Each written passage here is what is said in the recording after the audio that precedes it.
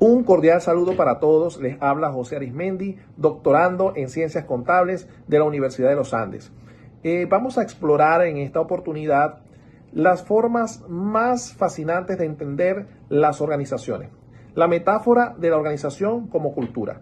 Para ello nos vamos a apoyar en un trabajo teórico que realizó Gareth Morgan y en particular en su libro fundamental Imágenes de la Organización, que fue publicado en el año 1990 y este teórico parte de una premisa muy sencilla, pero muy poderosa. Los mejores directivos y analistas no son los que tienen todas las respuestas, sino que aquellos que saben hacer las mejores preguntas. Y para ello necesitamos desarrollar la habilidad de mirar situaciones desde diferentes ángulos. Y es aquí donde entran las metáforas. Para Morgan, una metáfora no es un adorno literario o una figura retórica sin importancia. Es un filtro a través del cual vemos y comprendemos el mundo. Cuando usamos una metáfora, estamos estructurando nuestra forma de pensar y de actuar. Por ejemplo, si decimos que el tiempo es oro, no solo estamos comparando, estamos actuando en consecuencia.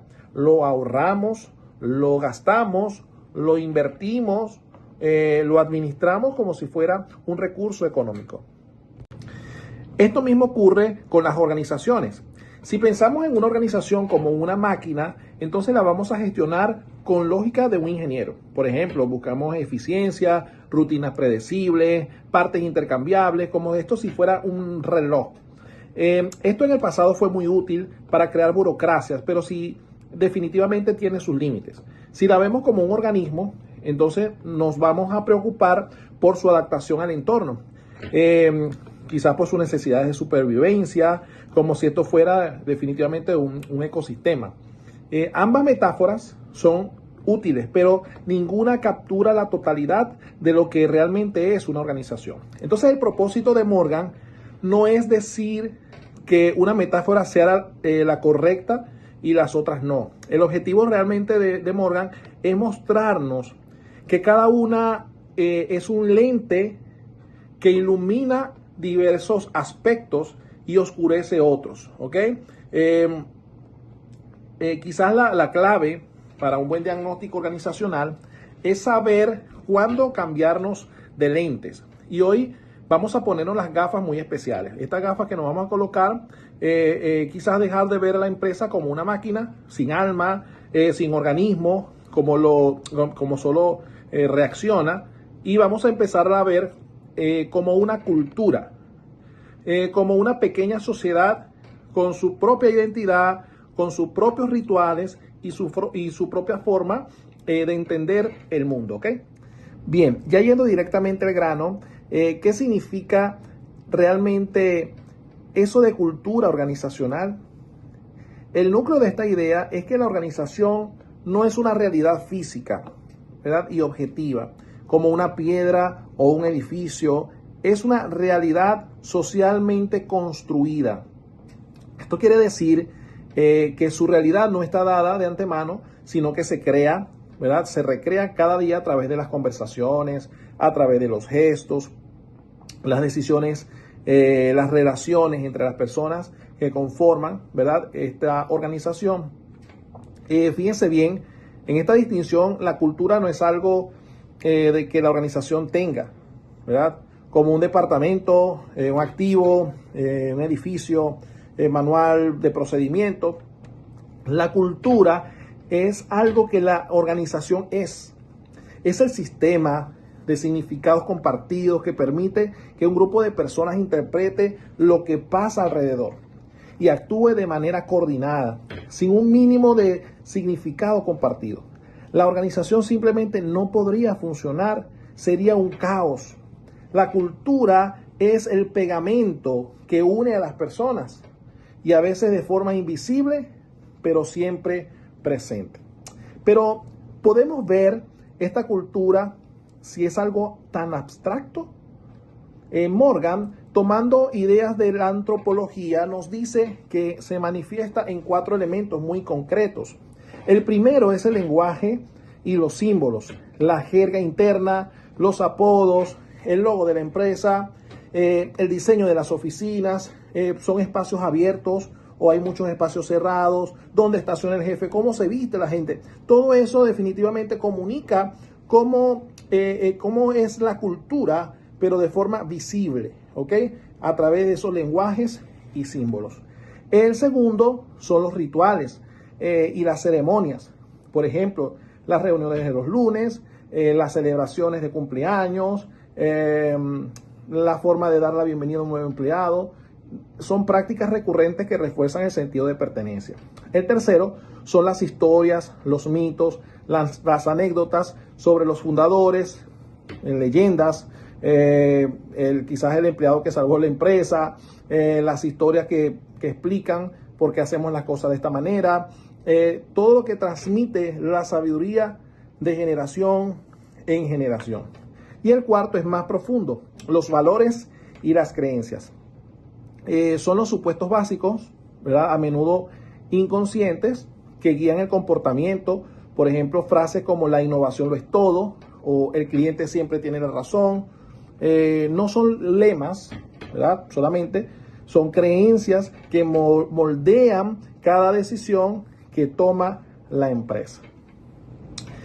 Para que esto no suene demasiado abstracto, vamos a ver dos ejemplos muy concretos y opuestos de cultura corporativa. Ambos son famosos en la literatura de gestión y nos van a ayudar a entender cómo funciona realmente esto en la práctica.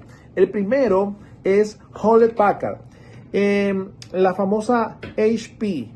Su cultura se basaba en la confianza, la innovación y la elaboración. Esto no era solo un eslogan, se vivía en el día a día. Tenían rituales como reuniones informales de cerveza, donde la gente podía compartir sin ideas jerárquicas.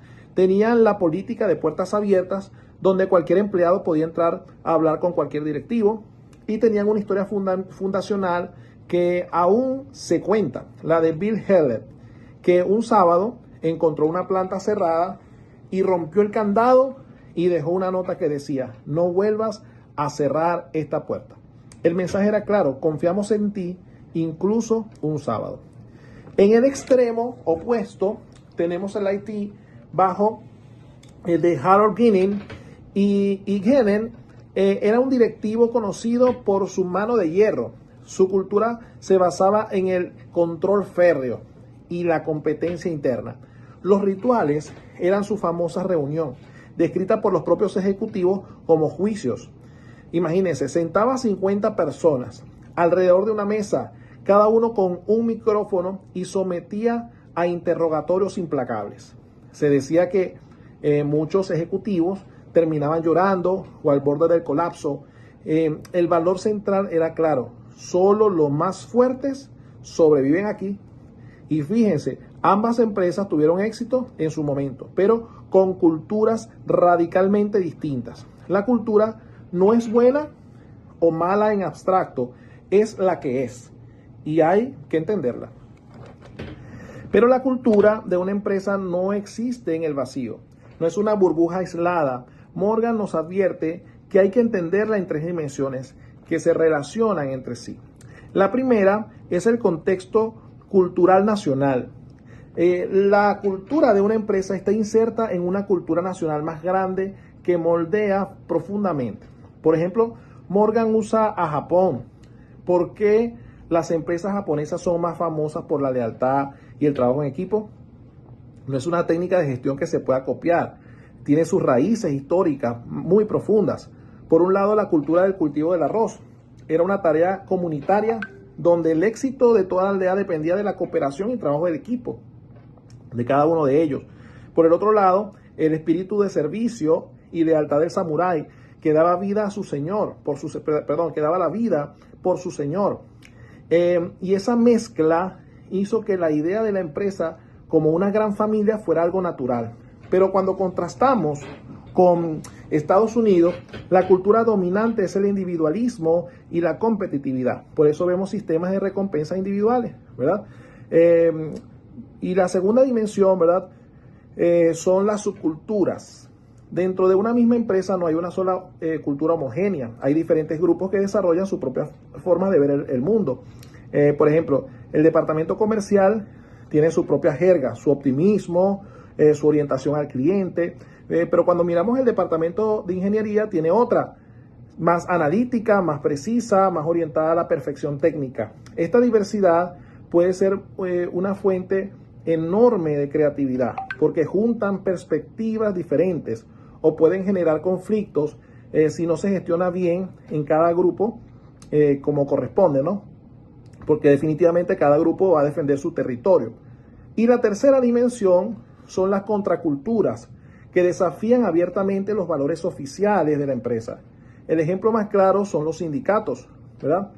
No son solo grupos de empleados, funciona como una contraorganización que defiende intereses diferentes a los de la dirección. Tiene sus propios líderes, tiene sus propias historias, sus propios rituales.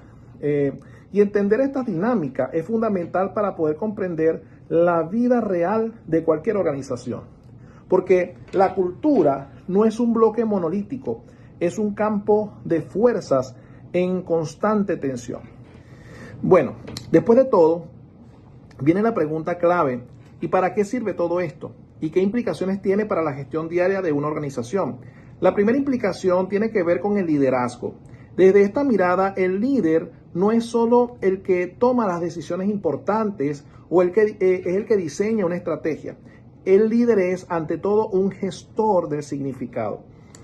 Su trabajo principal es articular una visión que tenga sentido para la gente, contar una historia convincente que inspire, personificar los valores de la empresa en su propio comportamiento, usar símbolos, los rituales para unir a las personas en un entorno de propósito común. Y su herramienta no es la orden como tal, es el ejemplo y la palabra. Es alguien que constantemente está dando sentido a lo que hacemos. La segunda implicación es el valor que tiene esta metáfora. Primero, humanizar la organización. Nos recuerda que no trabajamos con piezas de una máquina, ¿verdad? Sino que trabajamos con personas que tienen emociones, tienen miedos, pasiones e historias. Y segundo, explica la lógica interna de la empresa. Muchas veces vemos comportamientos que nos parecen irracionales desde un punto de vista económico, pero tienen toda la lógica del mundo desde un punto de vista cultural. Y tercero, una cultura auténtica y fuerte puede ser la ventaja competitiva más difícil de imitar. Puedes copiar un producto, una tecnología o una estrategia, pero no puedes copiar la identidad de una empresa. Pero ojo, también existe un peligro, ¿verdad? La cultura no es una variable que se pueda cambiar con un simple memorándum o un taller de fin de semana. No es algo que los directivos pueden manipular a voluntad. Cuando se intenta imponer una cultura desde arriba sin respetar su complejidad, se corre el riesgo de crear lo que Morgan llaman una prisión psíquica. La cultura que antes unía y daba sentido, ahora se convierte en una trampa mental. El ejemplo clásico, la industria automovilística americana, en los años 70, su cultura de éxito basada en los choques grandes y potentes les impidió ver la amenaza real de los coches pequeños y eficientes japoneses. Su cultura, su fortaleza, ¿verdad?, en lo cultural se convirtió en su debilidad. Quedaron atrapados en su propia forma de pensar. Pero para cerrar quiero dejarles dos ideas. La primera, la organización no es algo que se tiene, ya lo hemos mencionado, es algo que se es. La cultura no es un accesorio, es la identidad misma. Y la segunda, el desafío no es cambiar la cultura como quien cambia una rueda. El desafío es comprender la realidad que estamos construyendo juntos cada día y preguntarnos si esa realidad nos acerca o nos aleja a donde queremos ir. Muchas gracias por su atención.